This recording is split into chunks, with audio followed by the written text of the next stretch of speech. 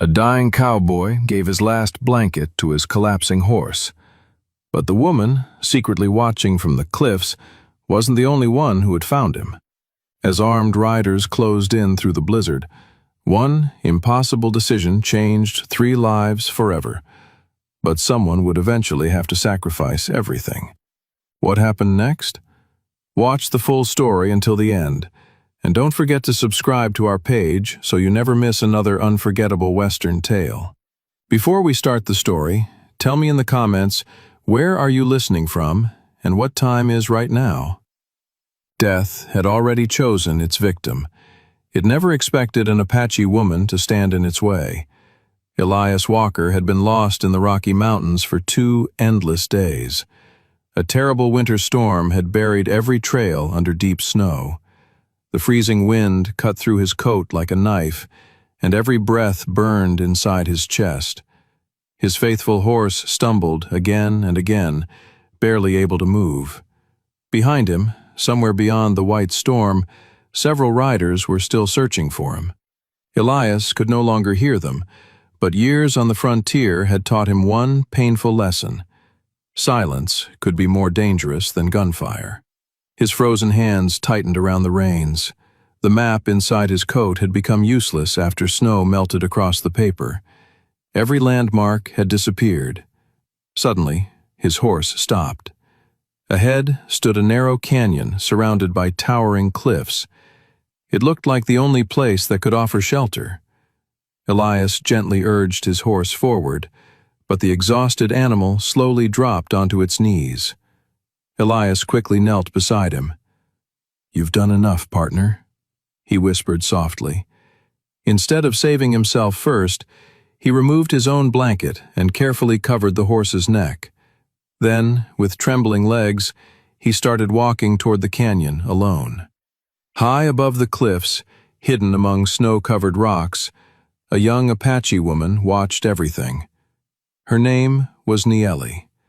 She had expected another frightened outsider, but what she saw surprised her. This stranger had chosen to comfort his dying horse before thinking about himself.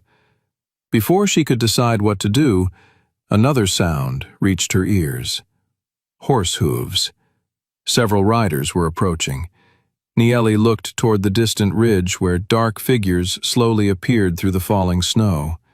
The storm was no longer the greatest danger. Without another thought, she stepped out from behind the rocks and hurried toward the exhausted cowboy. When Elias opened his eyes, warm air touched his face. For a moment, he believed he was dreaming. Instead of snow and freezing wind, he smelled burning cedar wood, fresh herbs, and hot stew. A thick buffalo blanket covered his body. His clothes had been carefully dried beside the fire. His revolver, pocket watch, and every personal item rested untouched beside the wall. Nothing had been stolen. Soft footsteps entered the lodge. The same Apache woman walked in carrying a bowl of hot soup. She quietly placed it beside him without speaking. Their eyes met for only a moment. "You saved my life," Elias said gently. She did not answer. Instead, she smiled faintly and pointed toward the bowl. The rich broth warmed his frozen body with every sip. Outside the lodge, children laughed. Horses grazed peacefully. Women prepared food while elders repaired tools. Everything Elias had heard about Apache villages suddenly felt like a lie. There was no fear. There was only family. Over the next few days, Elias slowly regained his strength. He never acted like a guest expecting to be served. One morning, he noticed an elderly woman struggling to lift a heavy water barrel. Without waiting to be asked, he carried it for her. Later, he saw a broken fence allowing young horses to wander toward a garden. Years of ranch work guided his hands. He quietly repaired the fence until it stood stronger than before. The villagers watched without saying a word. Soon after, a little boy dropped an entire basket of dried corn. Golden kernels scattered everywhere. Elias immediately knelt beside him and patiently gathered every single kernel. The grateful child smiled and handed him a small wooden carving of a hawk. It was probably his greatest treasure. Elias accepted it with both hands, treating it as though it were made of gold. From that day, many people in the village began looking at the cowboy differently. Among those watching was Takakota. He was the strongest Apache warrior in the valley. Brave, calm, respected by everyone. Since childhood, he had loved Nieli. Everyone believed they would one day become husband and wife. But Takakota had never forced his feelings upon her. His father had once told him, "Love is not proven by possession. Love is proven by patience." Those words had stayed in his heart for many years. As Elias recovered, Nieli began teaching him simple Apache words. He taught her English in return. Horse, sky, fire, water. Every correct word brought quiet smiles. Every mistake ended with laughter. Slowly, a friendship grew between them. Without either of them realizing it, friendship slowly became something deeper. One evening they sat beneath a huge cottonwood tree while stars filled the sky. They laughed together, like two people who had known each other for years. Across the village, Takakota quietly watched. He saw the happiness in Nieli's eyes. For the first time in many years, his heart felt heavy. Not because he hated Elias, but because he understood something painful. Sometimes destiny chooses a different path than the one people dream about. The peaceful days ended one cold morning. Every horse in the valley suddenly lifted its head. A distant sound echoed through the mountains. Hoofbeats. Several riders slowly approached the village, carrying a white flag. At their front rode Captain Roland Mercer, a well-dressed cavalry officer. He politely claimed he had come only to take Elias home, but Elias immediately sensed something was wrong. Mercer's eyes spent far more time studying the surrounding mountains than looking at him.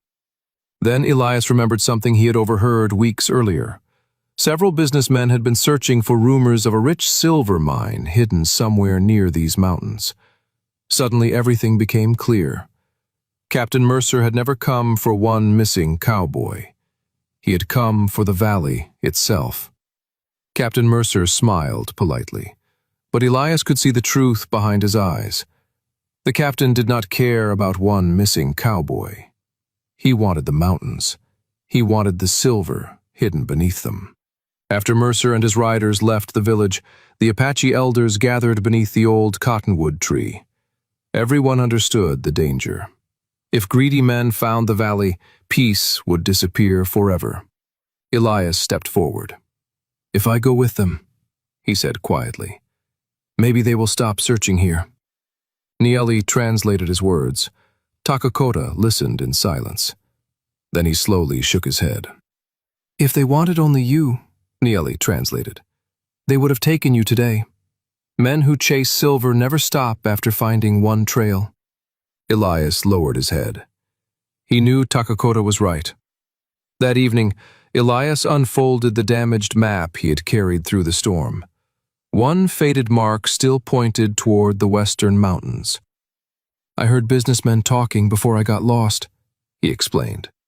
"They believed silver was hidden somewhere near this valley."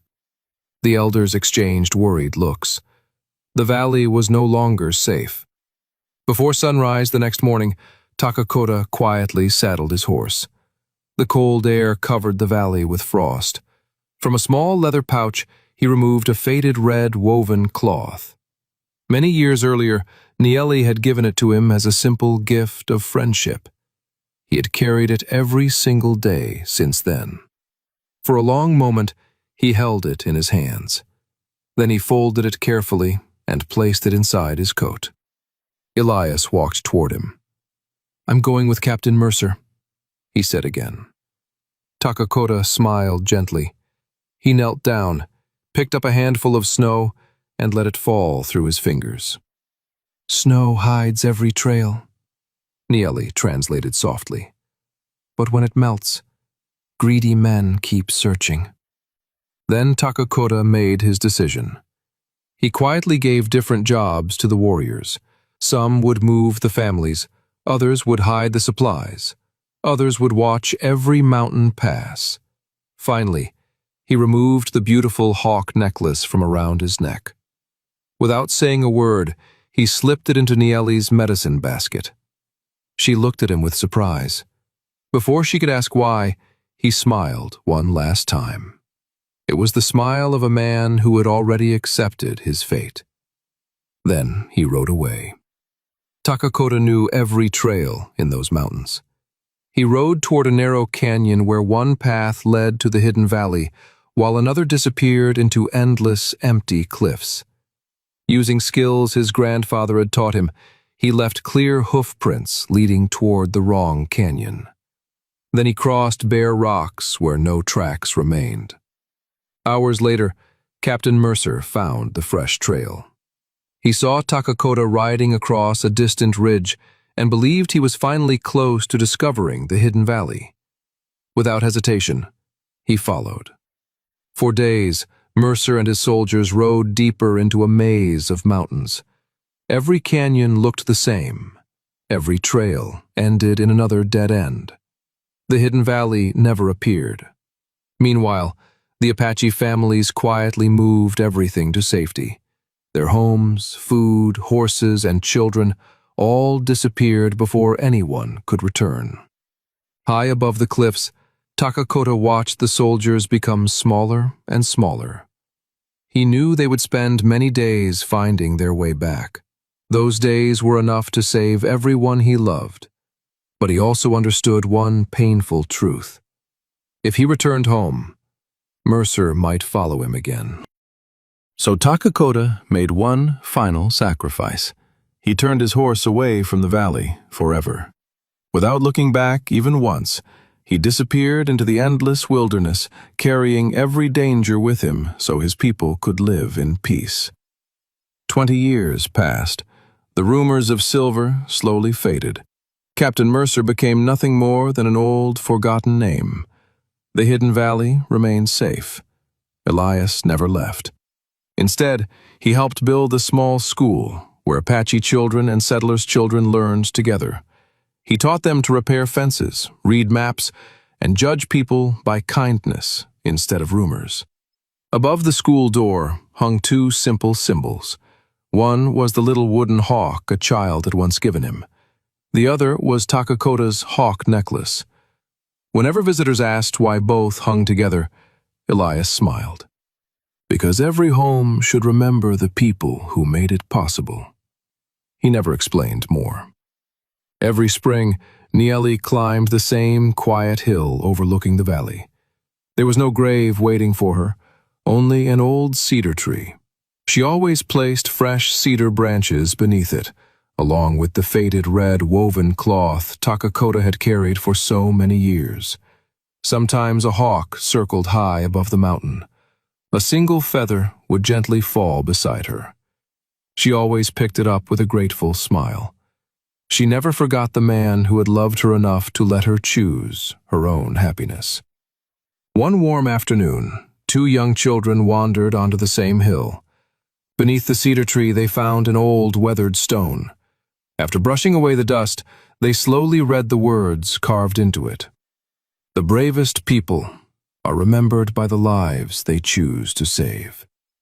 The children smiled, without fully understanding its meaning. Far above them, a hawk spread its wings across the endless blue sky. The wind carried one final truth through the mountains. The greatest heroes are not always the ones who win battles. Sometimes they are the ones who quietly walk away from everything they love, so others can live in peace. And long after their names are forgotten, their sacrifice continues to protect the hearts they chose to save.